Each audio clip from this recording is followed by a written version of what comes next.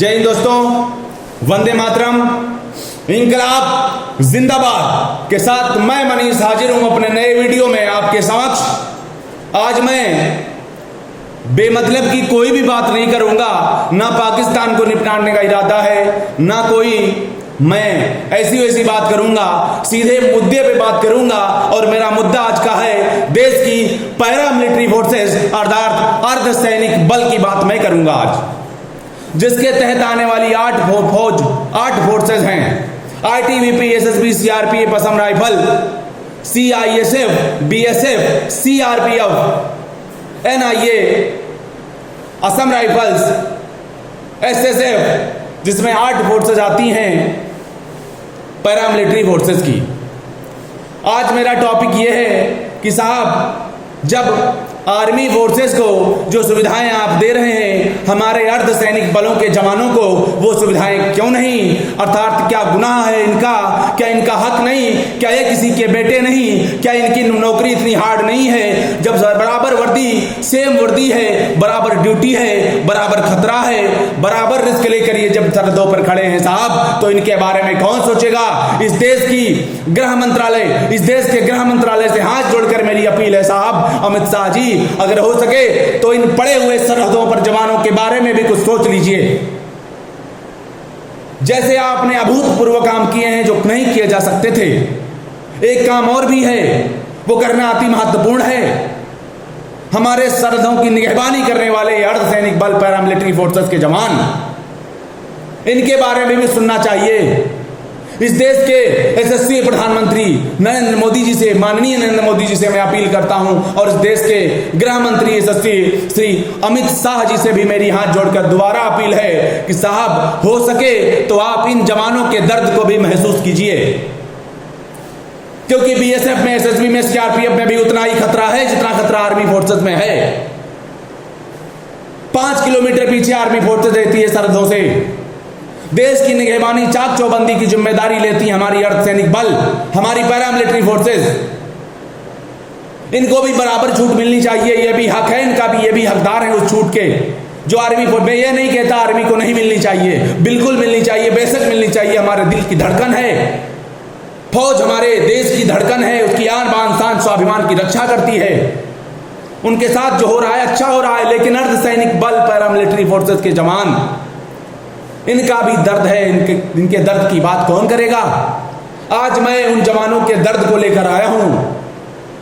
अगर ये वीडियो अच्छा लगे, मेरी बात से आप सहमत हो, तो मेरे इस वीडियो को फैला दो। लगे कि कोई जिंदा है वास्तव में, क्योंकि बहुत हो गया, अब बहुत हो चुका है। राम मंदिर बनवा रहे हैं साहब, बहुत खुशी है मुझे। मैं हिंदू हूं, राम मेरे देश की शान है, संस्कृति है, मर्यादा है। वो झोपड़ी में पड़े थे, उनके लिए राजमहल होना चाहिए, बेशक होना चाहिए, बनना चाहिए, और बन रहा है। मुझे गर्व है इस बात का। धारा 370 जम्मू कश्मीर से हटनी चाहिए थी, वो हटी। मुझे गर्व है इस बात का कि देश का ऐसा कोई यशस्वी प्रधानमंत्री तो आया जिसने ऐसे ऐसे कदम उठाए हैं जो आज तक की सरकारों ने 75 सालों में कभी नहीं उठाए थे साहब। आपने ऐसे कदम उठाए, उनको सार्थक किया, आपने जो संकल्प लिया उसको पूरा किया। मोदी जी, मैं आपको सहृदय धन्यवाद देता हूं। आप इस देश के बेशक अच्छे लीडर हैं, लेकिन मेरा फिर वही सवाल है, देश के अर्धसैनिक बल पैरामिलिट्री फोर्सेस के जवानों के बारे में साहब कुछ सोचिए। ये भी वैसे ही गोली खाते हैं जैसे आर्मी फोर्सेस के जवान, वैसे ये भी सैनिक हैं।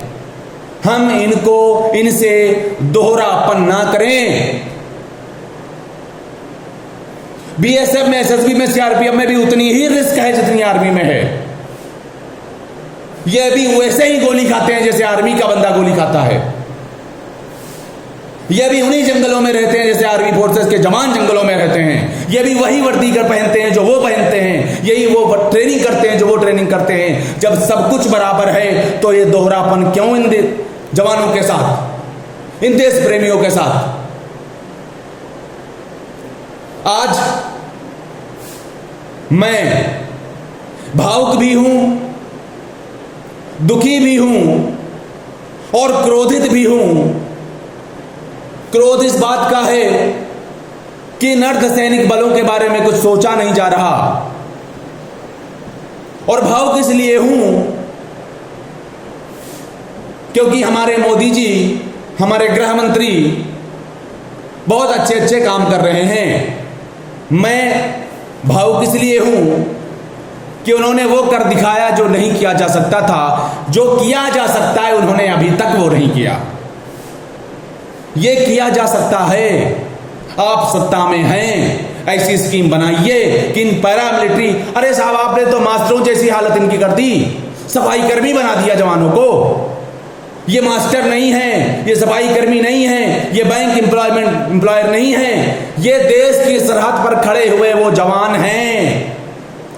समझिए इनके दुख को। ये गोली खाते हैं, बैंक में कलम नहीं चलाते, बच्चों को नहीं पढ़ाते साहब। मास्टरों की पेंशन बंद की, बैंक वालों की पेंशन बंद की, सफाई कर्मी की पेंशन बंद की, लो बंद कर दिया इन जवानों की पेंशन।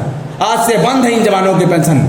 क्या तरीका है ये तो हमारे देश के निगहबान है साहब। इनको हम दूसरी श्रेणी में कैसे रख सकते हैं? इनको मास्टरों वाली, सफाई कर्मियों वाली, बैंक मैनेजरों वाली श्रेणी में कैसे रख दें?